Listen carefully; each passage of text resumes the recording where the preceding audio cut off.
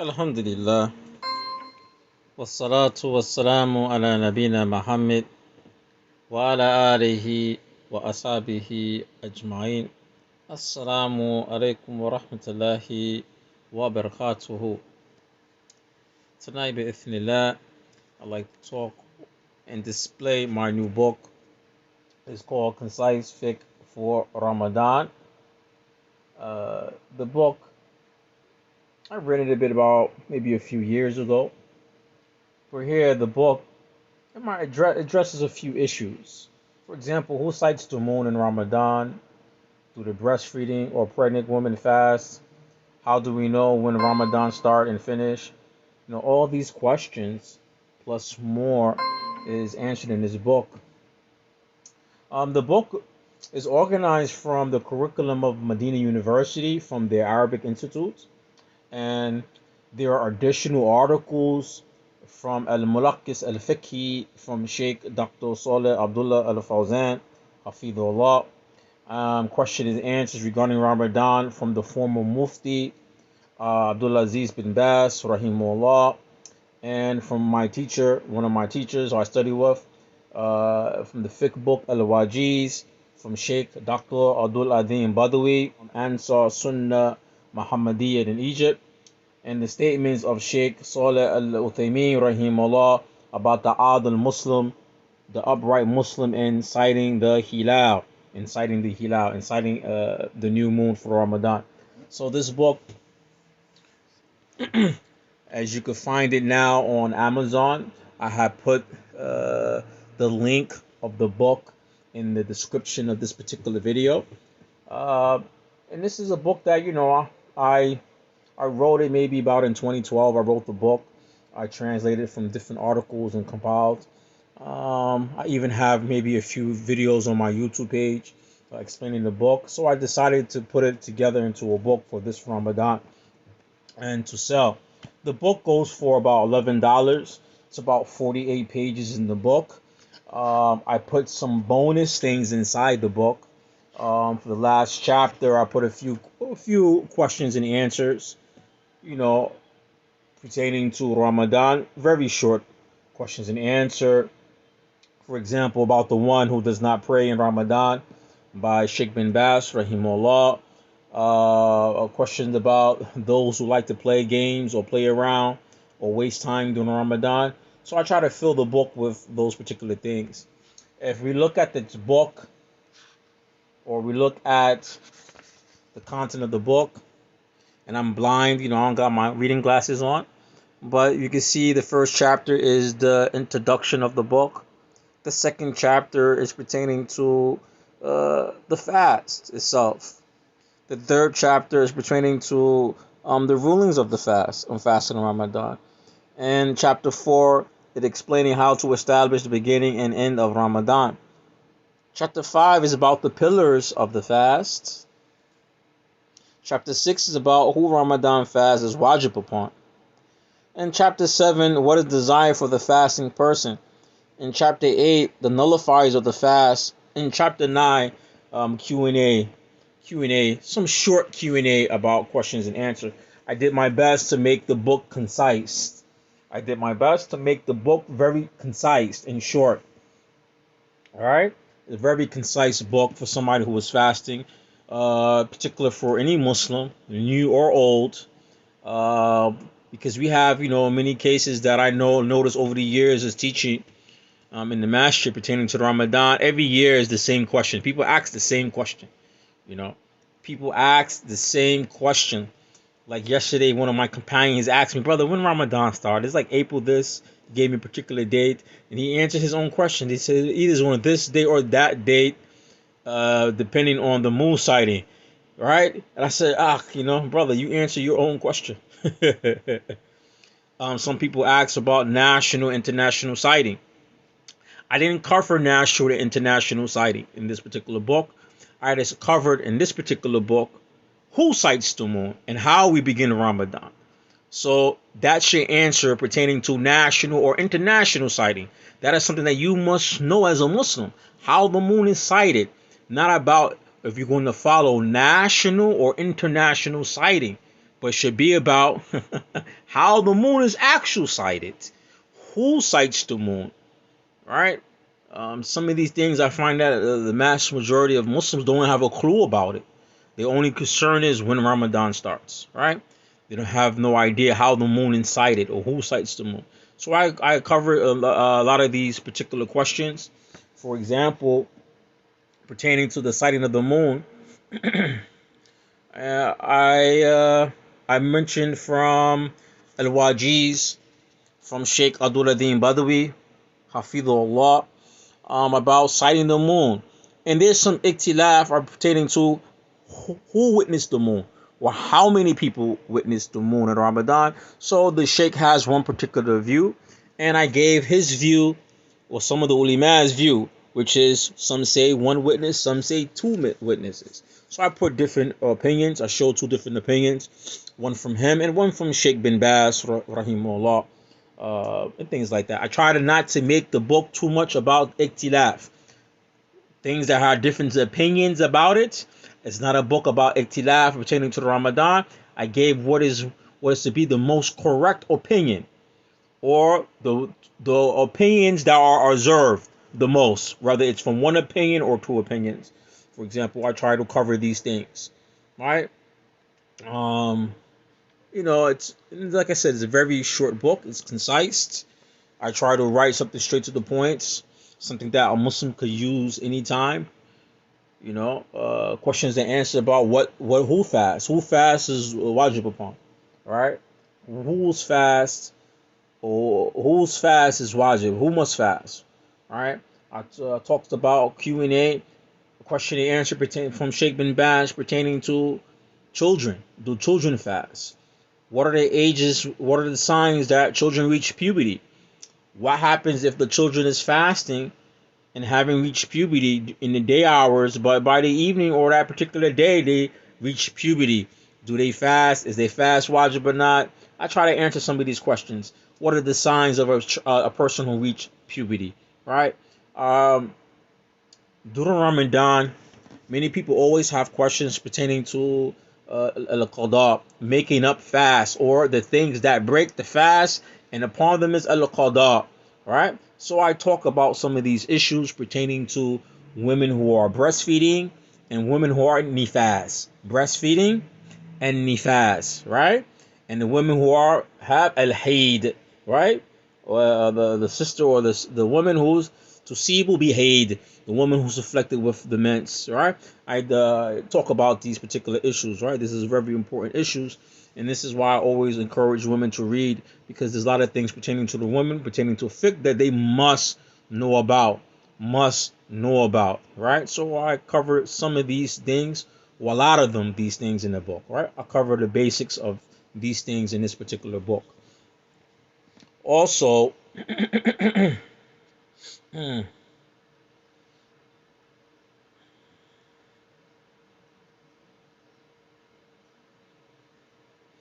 I cover some things also on some of the etiquettes of fasting, some of the things that Muslim must do and things that Muslim must stay away from, right?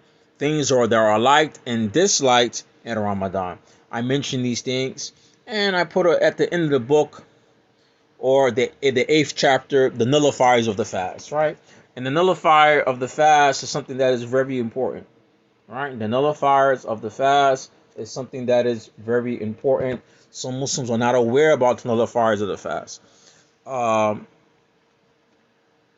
try to keep it simple, things that are clear, things that are clearly in the Quran and Sunnah. I didn't mention too much things that are ikhtilaf, but I mentioned the things that is clear in Quran and Sunnah that breaks the fast. I mentioned these things. And I mentioned some of the things that the people does unintentionally. Does it break the fast? For example, nullifier of the fast. I mentioned eating and drinking intentionally, right? Purging, right? If no one knows what purging means forcing oneself to throw up. Al-haid and nifas, right? Al-manni, releasing sperm, right? Things like this. I covered, I touched a lot of these particular topics, right? Does a wet dream break your fast or not, right? If you have a wet dream, does that break your fast? I cover that in the book. If you have a sexual act during the day hours of Ramadan, what is the kafara for you? What is the atonement for you? Right? Things like this. I mention these things in the book. Right? These particular things that are pertaining to a nawakid of Sawm. My best to cover in this short book. Right? A short book. Some ins and outs pertaining to a Sawm.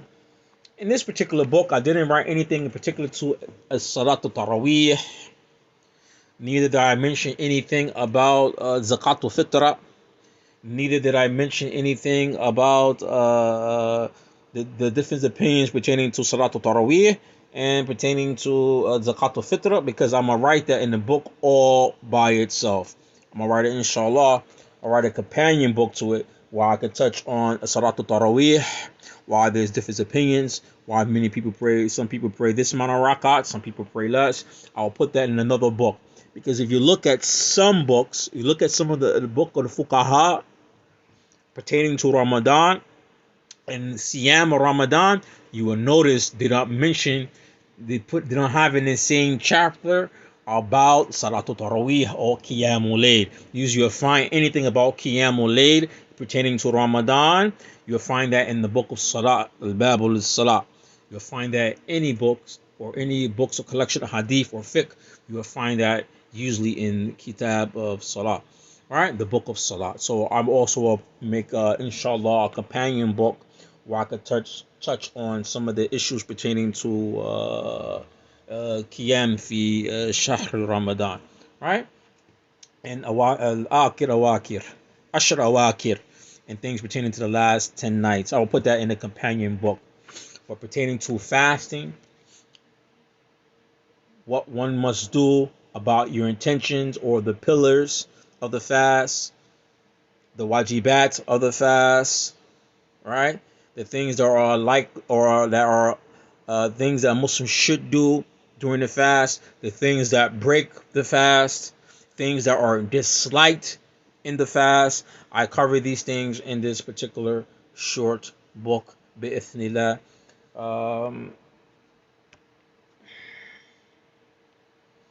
And I end the book with this, which I think is a very important topic, especially for non-native Arabic speakers. I put the end of the book with this, the etiquettes of the Quran, recitation by Shaykh Dr. Salih al-Fawzan, which is taken from the expert from the title Sittings in the Blessed Month Ramadan, with lessons from the month of Ramadan from Shaykh Fawzan, right? So I covered here what is the etiquettes of reading Quran, especially in the month of Ramadan, and is something that every Muslim should know. And I find that from the non-Arabic speaking Muslims, that many of us do not understand the etiquettes of the Quran in and outside of Ramadan. So I ended the book on that particular topic about reading the Quran, dealing with the Quran, pondering on the meaning of the Quran, pondering on the ayats of the Quran, fixing one's recitation of the Quran, right? For example, if I read from a little short paragraph or excerpt from the book, for example, the etiquettes of reciting the Noble Quran, slow recitation at tartil, right? The slow recitation without fast paced, or giving each letter its right from the rules of tajweed, right? According to what one is able to do. Where I mentioned some of these things, not mumbling the Quran, not mumbling the recitation or being haste with the Quran.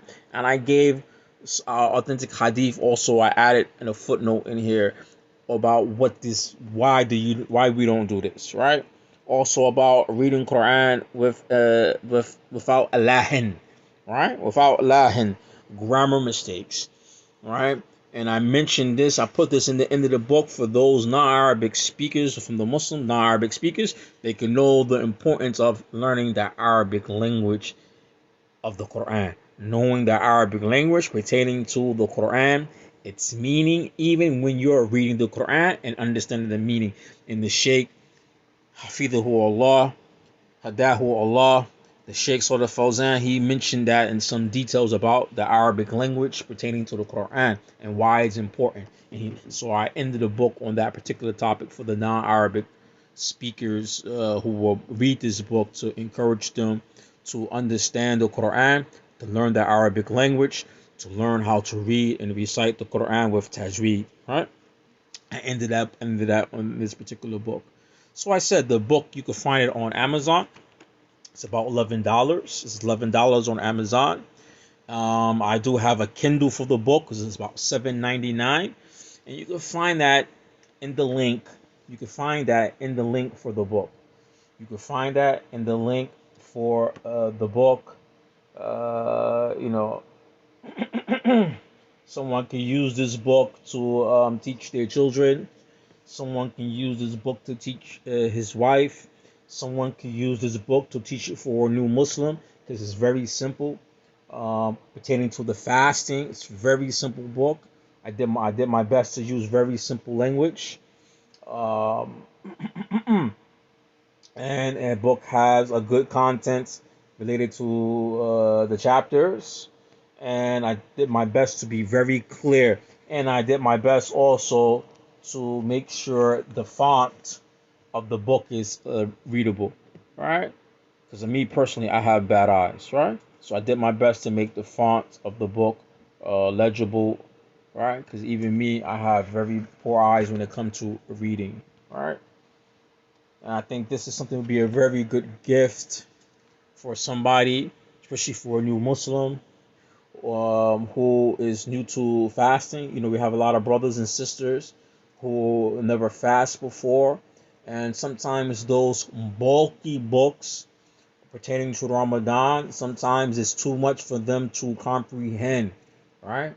Too much for them to comprehend. I made this book concise. That's why I put on the title. What's on the title? Concise Fiqh for Ramadan. Concise Fiqh for Ramadan. All right? Concise Fiqh for Ramadan. So I made it what? Concise. Why? For the new Muslim who's new to fasting, his first Ramadan, or her first Ramadan, or even their second or third Ramadan, right? A Muslim who, had been Muslim for a while, and he needs to review some things about fasting in Ramadan. Because, for sure, Ramadan is, it comes around once a year. It's not a yawmiyah, it's not every day. As-salah al-yawmiyah, arkan as-salah al-yawmiyah. Arkan as-salah al-yawmiyah. The pillar of salah, it is yawmiyah, meaning it's something that we do every day, right? Related to siyam fi Ramadan is only wahid shahr fi sana, right? It only comes one time a year, right? So a person, something that he doesn't do consistent every day, like salah, if he doesn't do something consistent, at times he forgets certain things, right? He forgets certain things, right? For example, he forgets about what breaks fast, right? I remember I was talking to one of my associates one day, and he asked me, he had a relationship with his wife, but at nighttime. But he said, by the time Fajr came in, he didn't make ghusl. He didn't make ghusl. Does he miss this fast? This is a question people ask, and I'm like, brother, you've been a Muslim like over 30 years. We forget, Ramadan comes. Some people we're not fasting every day, so we forget some of the rulings. We forget some of the rulings. All right, so I try to mention different things in this book about different things. Right.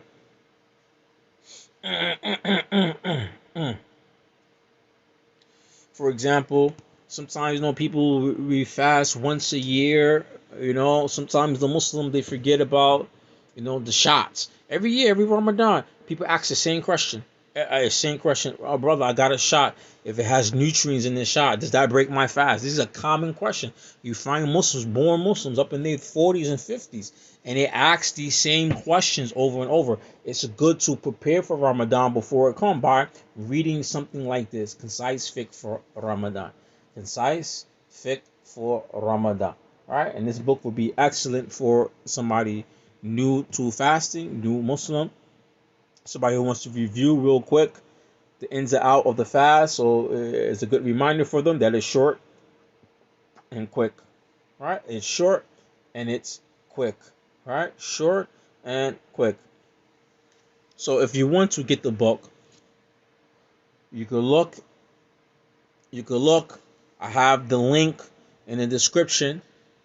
I have the link for the book on Amazon, and like I said, it's $11 paperback. The paperback is $11, and the Kindle book is $7.99. Right? And if you have if you know somebody who's new to Islam and this is their first Ramadan, this be a real quick, concise book for them. If you're a Muslim and you've been fasting, but when Ramadan comes, we're not, you're not fasting every day outside of Ramadan, so you need to refreshen about what the ins and out of Ramadan. This be the excellent book for you. This be what? The excellent book for you. And I am the author, Abu Bara Muhammad Amriki. So anybody have any questions, you can always ask me in the comment section of this video. Baraka Allahu fiikum.